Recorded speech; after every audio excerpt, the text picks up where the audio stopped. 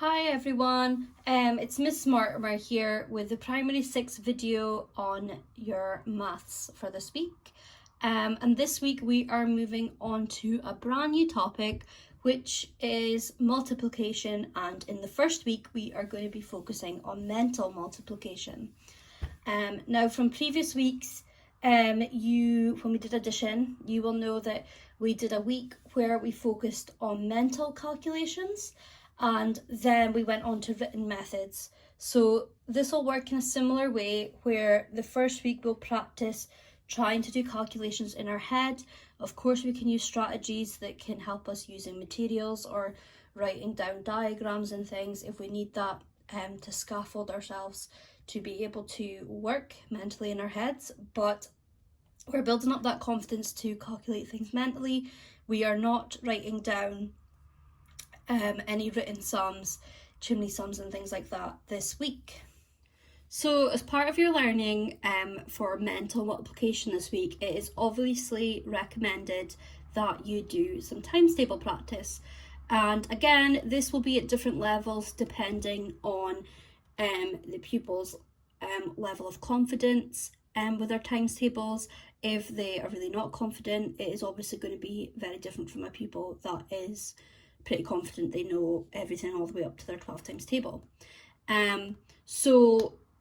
This is something extra that you can do again as a warm-up or as a fill-in, separate from the worksheet tasks that you've got this week. It could also be done at the end of the week or at the beginning of the week to test your times table knowledge. I obviously said in my last video about some sheets we have, but this could be done instead. One of the challenges that I get pupils to do to practice their times table is something called a multiples pyramid. And we obviously make the link that multiples, at least to begin with, are pretty much the answer to the times tables. So we'll choose a very simple one here to demonstrate, and we're going to create our pyramid. And the pyramids do get pretty big, so we'll probably have to start at some point and stop at some point. So we'll choose the 5 times table, and we start at the top of our pyramid with 5. We then add the next layer of the pyramid with 2 multiples. So we start with 5, now we go 5, 10. The next one has 3 multiples. So as you can see, we're still practicing adding on each time the different multiples, whilst we're also expanding our knowledge of the times tables. And obviously we have 5 times 1 is 5, 5 times 2 is 10, 5 times 3 is 15. So I'm going to stop here at my pyramid, but you can see I've worked through up until 5 times 8, which is 40, and it's probably helpful, especially if you're working through this at a slower pace and working on a times table you're finding tricky, to point out that that one's 5 times 3, find 5 times 6, or circle them. You could even do that.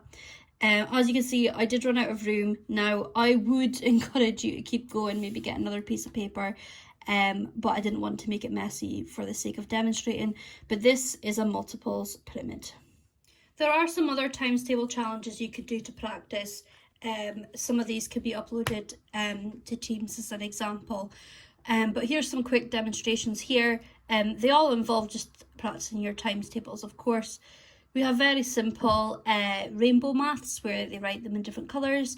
Of course, you could also use different materials, so it might be an opportunity for you to get even paints out or crayons out, chalks out, and go outside if that's an option for you. Here we're practicing odds and evens, so I have used a different colour for the operations as well as a different colour for odd and even numbers, and in this case most of them are even, but if you were to write out all your times tables you would have a mixture. And this one is a little bit more of a challenge.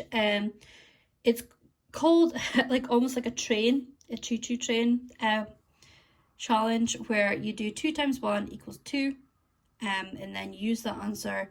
So we're times in by 1, times in by 2, times in by 3, times in by 4. And you could keep going, but as you can see, the answer gets bigger each time. So 2 times 1 equals 2, times 2 equals 4, times 3 equals 12, times 4 equals 48. And then we could continue that by times in by 5 and 6 and 7, but it will get bigger each time.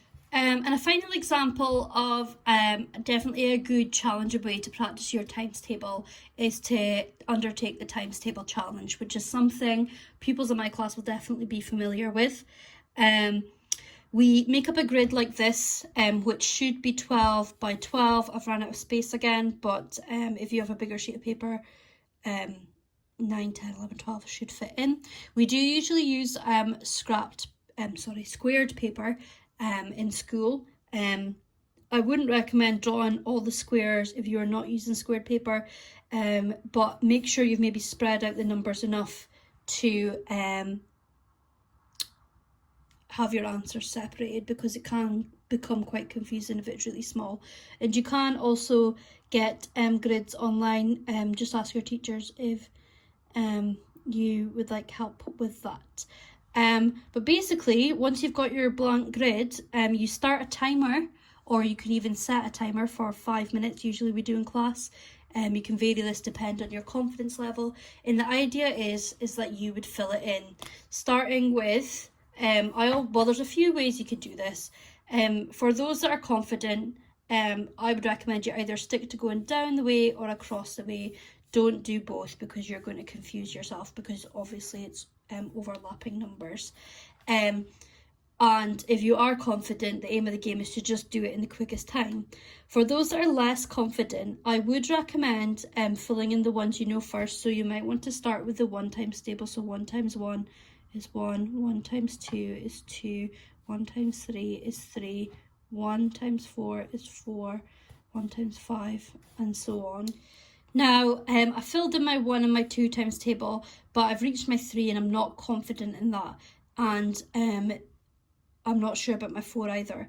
Now, you could skip to 5. I know my 5. I'm just trying to get as many done as quick as I can in the timer. And of course, pupils may also want to undertake their 10 as well, as these are the times tables that we're usually more confident in. But instead of leaving it blank, if you're not feeling as confident, this is when it can come in handy that you also can go along the way. So we can also fill in the 1 times table going along the top. So we already have 1 times 1 is 1, 1 times 2 is 2, 1 times 3 is 3, 1 times 4 is 4, 1 times 5 is already there, which is 5, and so on. 1 times 6 is 6, 1 times 7 is 7. And as you can see, I've not done any extra mental work. I've only done, again, my 1 and my 2 times table, but I've actually filled in more of the board. And I'm going to do the same for the 5 times table because I'm confident in that. So we have 1 times 5, which is 5, 2 times 5, which is 10, 3 times 5 is 15, 4 times 5 is 20. This is when it can become more important that you have squares or bigger spaces between your numbers, so you can see a separation there. 6 times 5, 30, 7 times 5, 35, and so on.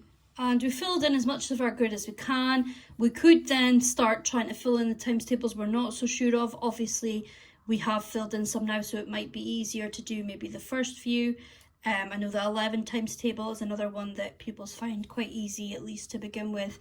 And that can be a way you complete this if you are not feeling as confident. But like I said, if you are feeling confident, I would maybe even complete it in order, because that seems to work best. You're just trying to fill in the grid as much as you can. And as you can see, even though I didn't fit the 12 in there, I have still managed to do this, so it is not a big deal if you do not have as big a sheet of paper, but you can do them much smaller. They do not need to be as big as this whiteboard is.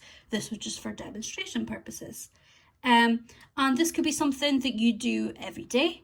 It could be something you do even when our topic isn't multiplication. If you want to practice your times tables, it's something very quick, and pupils usually enjoy trying to beat the timer, or if they are very quick, they should try and beat their own score, and you maybe want to set a stopwatch instead.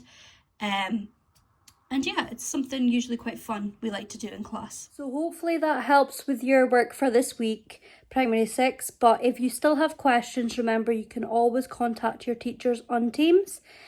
Hope you're well, and I'll see you next week. Bye.